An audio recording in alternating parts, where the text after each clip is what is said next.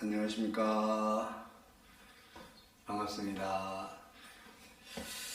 오늘은 사순절 21번째 날입니다. 오늘도 주님과 함께하는 행복한 하루가 되시기 바랍니다. 오늘은 마가복음 제9장 30절로 50절의 말씀을 보겠습니다. 제가 봉독하겠습니다. 그곳을 떠나 갈릴리 가운데로 지날새 예수께서 아무에게도 알리고자 아니하시니 이는 제자들을 가르치시며 또 인자가 사람들의 손에 넘겨져 죽임을 당하고 죽은 지 3일 만에 살아나리라는 것을 말씀하셨기 때문이더라. 그러나 제자들은 이 말씀을 깨닫지 못하고 묻기도 두려워하더라. 가버나움에 이르러 집에 계실새 제자들에게 물으시되 너희가 길에서 서로 토론한 것이 무엇이냐 하시되 그들이 잠잠하니 이는 길에서 서로 누가 크냐 하고 쟁론하였습니다.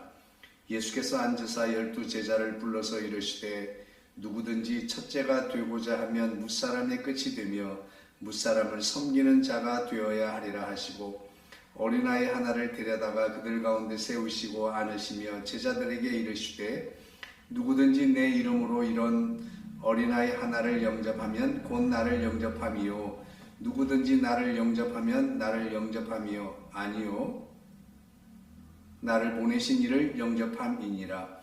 요한이 예수께 여짜오되 선생님은 우리를 따르지 아니하는 어떤 자가 주의 이름으로 귀신을 내쫓는 것을 우리가 보고 우리를 따르지 아니함으로 금하였나이다.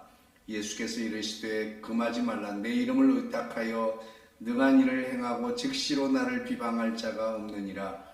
우리를 반대하지 않는 자는 우리를 위하는 자니라.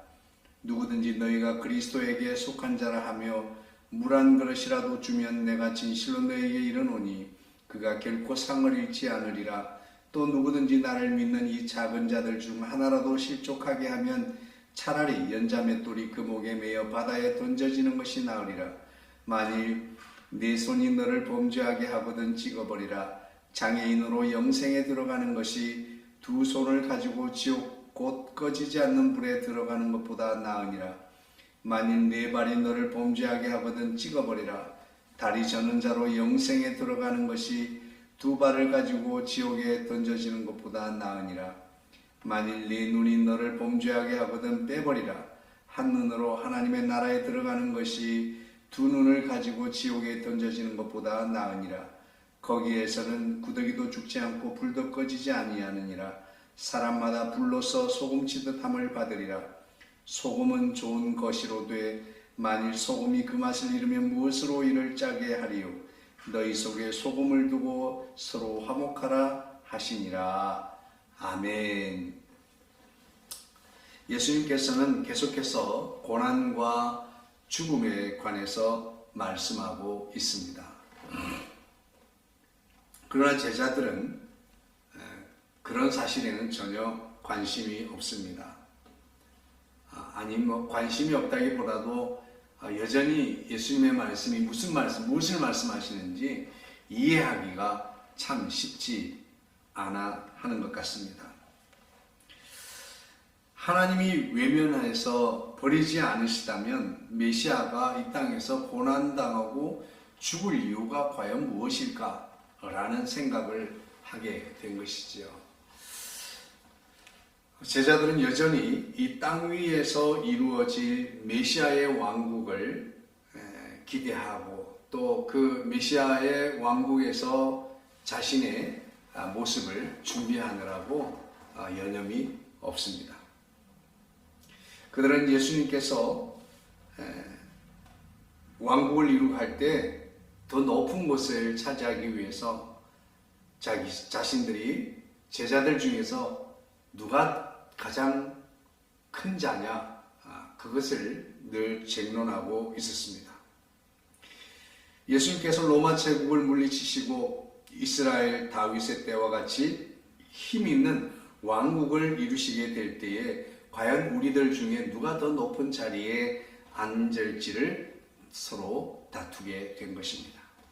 그러나 예수님은 이 땅에 왕국을 건설할 계획이 없으십니다.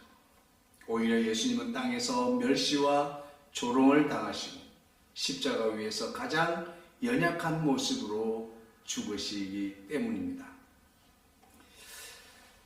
예수님께서 그렇게 죽으셔야 부활하실 수 있기 때문이죠. 십자가 없이는 영광도 없고 죽음 없이는 부활도 있을 수 없는 것입니다. 오늘 예수님께서는 그렇게 말씀하고 있습니다. 어린아이 하나를 데리고 오셔서 어린아이 하나를 영접하는 것이 곧 나를 영접하는 것이다 라고 그렇게 말씀하고 있습니다. 오늘 예수님은 연약함을 대변하는 자로 예수님을 말씀하고 있습니다. 그리고 그 가장 상징적인 연약한 자의 모습을 어린아이라고 대변하고 있습니다. 그렇습니다. 어린아이는 보호와 도움이 없이는 혼자서 생활하기 쉽지 않은 것이죠. 그래서 창세 이후로 하나님께서 책임지는 이 세상에서 하나님의 책임으로 있는 그 사람이 누굽니까? 이 사회 구성원들 중에서 고아, 과부, 나그네입니다. 이들을 하나님의 책임으로 하나님의 백성들이 하나님의 사랑으로 그들을 책임지게 하고 있습니다. 오늘 본문 속에서 예수님은 그렇게 연약한 어린아이, 그 어린아이처럼 예수님께서도 지금 가장 연약한 모습으로 이 세상에서 십자가에서 죽음을 맞이하게 될 텐데요. 오늘 주님은 이런 어린아이 하나를 영접하면 곧 나를 영접하는 것이라고 이렇게 말씀하고 있습니다. 그리고 이런 어린아이를 실족시키지 말라고 말씀하고 있습니다. 이런 어린아이를 영접하라고 우리에게 이야기를 하고 있습니다. 이런 연약한 자들 속에 주님이 함께 하시고 그들에게 주님이 관심을 가지고 있습니다. 오늘 주님의 사랑은 언제나 연약한 자를 향하여 있습니다. 그래서 아버지 하나님께서는 예수님을 통해서 오늘도 죄악 가운데 가장 연약한 자인 우리를 건지시고 구원하시기 위하여 연약한 자의 모습으로 이 땅에 오셨습니다. 그리고 이 땅에서 살아가는 동안에 우리 그리스도인들은 이 어린아이와 같이 연약한 자를 돌보아야 할 의무가 있습니다. 왜냐하면 주님의 관심이 거기에 있기 때문에 그렇습니다. 주의 이름으로 섬기고 사랑하고 그들을 영접해야 될 줄로 믿습니다. 그들을 영접하면 주님이 기뻐하시고 곧 나를 영접하는 것이다 라고 말씀하고 있습니다. 우리 주변에 연약한 자들이 많습니다. 어린아이들이 많습니다. 우리 검단에 저희들이 교회 처음 이곳에 개척을 했을 때는 정말 방치된 아이들이 많이 있었습니다. 그리고 그러다 보니까 저희 교회에서도 주일학교 아이들을 많이 섬길 수 있는 그런 이 기회가 주어져서 뭐 한 5-60명 정도 주일학교들의 아이들이 모였던 것 같아요. 아이들을 뭐 한꺼번에 그렇게 모인 적은 없지만 아이들의 명단을 다 해서 이렇게 하다 보니까 한 60명 정도 이렇게 된 것 같습니다. 어쨌든 지금은 뭐 아이들의 복지가 많이 좋아져서 뭐 지역 아동센터, 공부방 뭐 여러 가지가 많이 있습니다. 하지만 그럼에도 불구하고 사회가 불안하면 가장 이 연약한 존재가 어린 아이들입니다.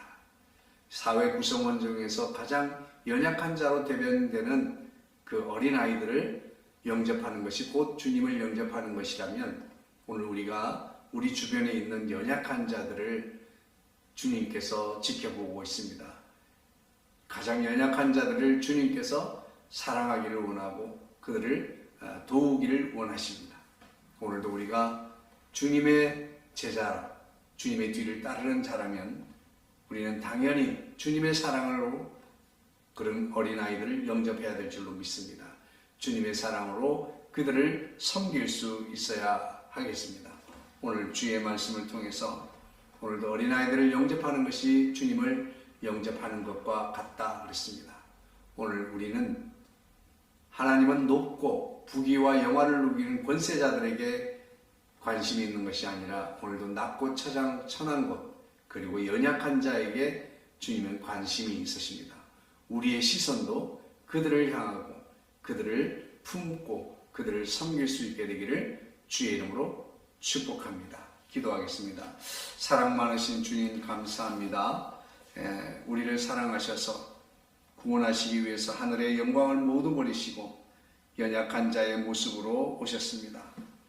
고난과 조롱과 멸시를 참으시고 십자가 위에서 마침내 죽으신 지 3일 만에 부활하셔서 부활의 영광을 보여주신 주님, 오늘 이 땅에서 우리가 살아가는 동안에도 낮고 천한 곳에 아버지 하나님 주님이 아버지 함께하기를 원하셨던 것처럼 우리도 나의 십자가를 지고 주님 가신 길을 따라가게 하여 주시옵소서. 그래서 아버지 하나님 이 땅에 슬픈 자를 위로하고 아버지 연약한 자에게 힘을 더하는 아버지 성도로서의 삶을 살아가게 하여 주시옵소서. 모든 말씀 우리 주 예수님의 이름으로 기도하옵나이다. 아멘. 샬롬.